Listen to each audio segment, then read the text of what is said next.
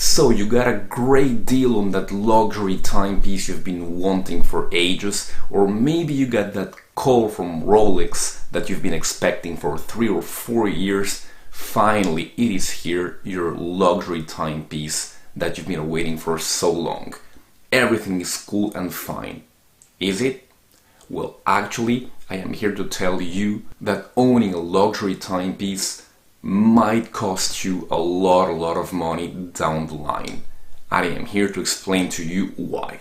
First of all, let's make some things clear. I am not here to tell you not to own luxury timepieces. I own them myself, I own a small collection, but I am really worried as to when I will have to service these timepieces. But we're all watch collectors here, and if we want to indulge ourselves in buying something that you've been dreaming about for so long, go ahead, of course. But I am making this video because I was really surprised on how some people do not know what it entails to own a luxury timepiece. It doesn't only mean that you will have to pay all that big money up front to buy the watch, but you will have to pay down the line. And that is, of course, my first point. You will have to pay expensive servicing. I have gone to the main luxury manufacturers' websites and I have checked the service costs. And check this out. Servicing a run-of-the-mill self-winding Patek Philippe will cost you 1,000 Swiss francs. That is about $1,150 at today's rate. And that is just for the basic service. If you need to change some parts, like the crystal, like a link on the bracelet, like the strap for example, well, that comes extra, and if they have to ship the watch from one location to another one, they will make you pay dearly. Let's go to Audemars Piguet, and here the situation is even worse. Because if you want to service your Royal Oak, even just your self-winding, that is 950 Swiss francs, but if you want to have it refinished, that's 450 Swiss francs extra. So that is 1,400 Swiss francs, around $1,600, just to have it serviced and refinished.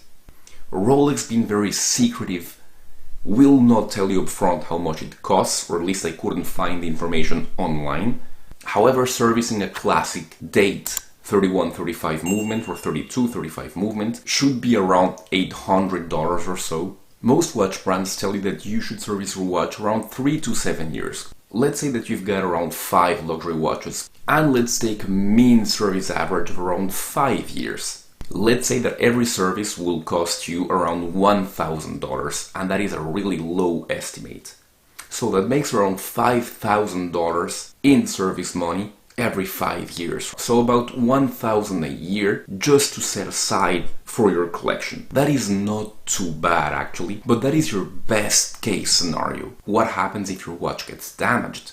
And I have heard horror stories about especially companies like AP charging in the thousands upon thousands just to get stuff fixed. And let's not get started on the kind of vintage timepieces. If you go to AP, you will see that these service costs are only valid for pieces that are 25 years old or less. Which means that if they're 25 years old or more, you have to send them the watch and they will give you an estimate. And sometimes even given the estimate can cost money, and sometimes a lot of money. There's a story that I read about a pocket watch Patek Philippe where Patek Philippe was asking for 3,000 Swiss francs only to give a valuation on the watch. So the whole "you merely keep it for the next generation" means that you're actually giving a big liability to your next generation by giving them your luxury timepiece. Once again, I've got nothing against luxury timepieces, I own them myself. I am only making this video because a lot of people do not know what it entails to own a timepiece. Just a few days ago, a friend of mine who's been interested in watches for a long time told me, I want to buy a luxury timepiece and I've got around 25,000 euros. So I pointed him in the usual direction, so the AP Royal Oak, the Vacheron Constantin overseas, those kind of very bankable watches, because he did want that to be able to sell it easily afterwards. But when I told him, hey, you need to service these watches, he was like, what? I am actually buying these watches at 25,000 euros, and I would need to put 1,000 extra euros or 1,200 or more every 5 years just to service them. This is crazy. I was like, yes, but this is the way it is. And you'd be impressed about how many people do not know about this. So this video is made for these kind of people, the people who do not know what it entails to own a luxury timepiece. It is exactly like owning a luxury car. They need to be taken care of, they need to be serviced. They also need to be pressure checked. For example, I brought my GMT Master to be pressure checked at a Rolex dealership. This was like 3 or 4 years ago, and they charged me 75 euros to get it checked. If you want to take care of your timepiece, you know you have to get it pressure checked every time you are going to expose it to water. Yeah, these little costs compound, they add up, and they make that owning a luxury timepiece can entail, I'm not saying it will ruin you, but it entails hidden costs that you do not know about and that other people and that the brands will not tell you about. The second aspect on how owning luxury watches can be bad for your wallet is actually because you keep on buying them. If you're like me, between 2017 and 2020, I bought like 6 or 7 luxury watches. I am not a wealthy person. I just didn't have children at the time, and I had some spare money.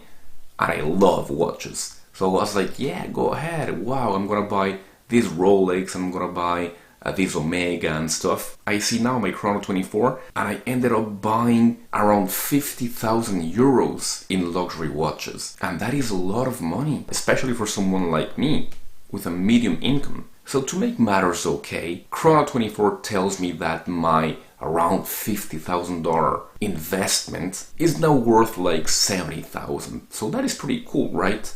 Well, actually that hides many things. For example, the price they're giving you is all the prices that watches get sold for. And when you realize that private sellers have to sell their watches for significantly less, that they have to pay around 6.5% of Chrono 24 fees, and even local tax, which in France where I live is an extra 6%, you know that this is not such a great deal. So if I get to sell my collection for the 70,000 euros that Chrono 24 says that it's worth now, I get 62,000 euros after I deduct fees and taxes, which is actually less than what I paid for them if you count inflation. So did I really make a good deal? Especially if I tell myself that if I had invested those 50,000 euros, or let's say dollars, in the S&P 5000 in let's say 2019, I would now have $93,000. Of course, that is before tax and before we adjust for inflation. But once we do, we have a real return of around $27,000 instead of the pretty much nothing that we get with our watches. Of course, if you invest on something else, like the stock market, you have a lot of risk. And I'm not here at all to give you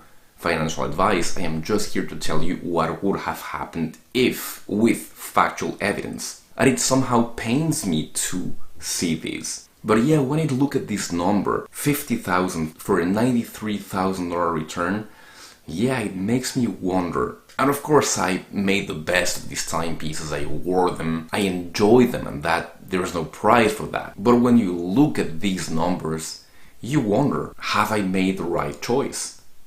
And this is just to show that, of course, watches are not an investment. Even very bankable watches, you're like, yes, I made like 5,000 euros or $5,000 in return.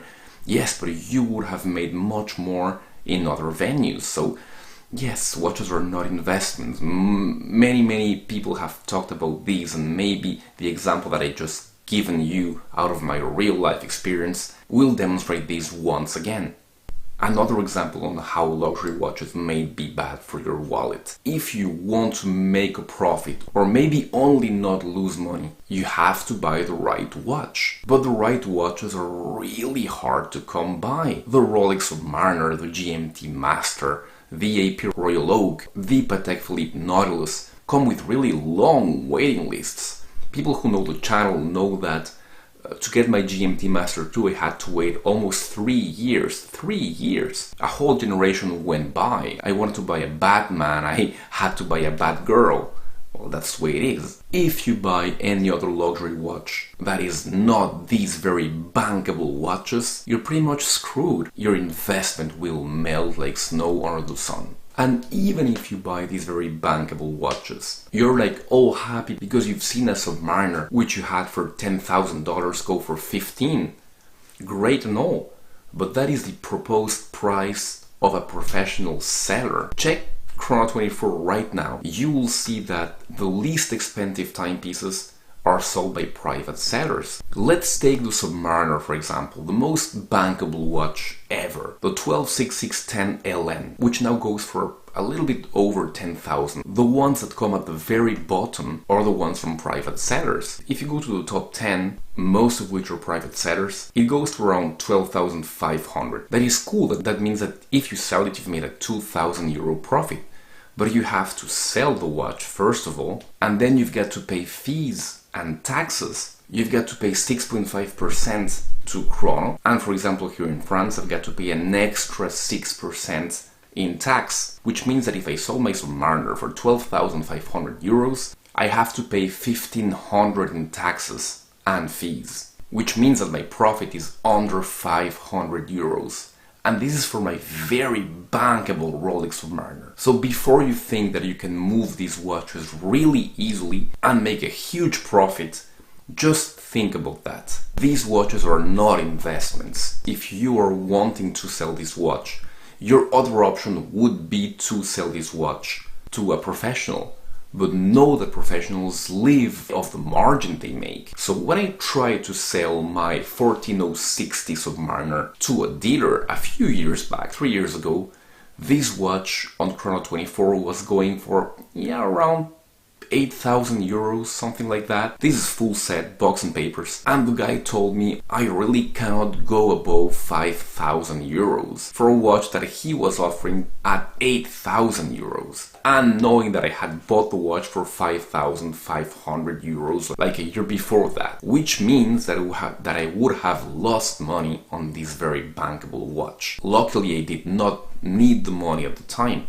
But if I were to need the money, well, this is what can happen and you have to be aware of that. That's it for today. I really hope the video was useful. Once again, I am not trying to steer people away from this beautiful hobby. Quite the contrary. I really want you to know what it means to be in this hobby, so you do not get scared by it when the time for maintenance, for example, of your watches comes. Thank you so much for having watched the video. Don't forget to subscribe to the channel if you enjoy the content. I leave you here with other videos around the same topic, around luxury watches, and I'll be seeing you very soon on another video. Goodbye.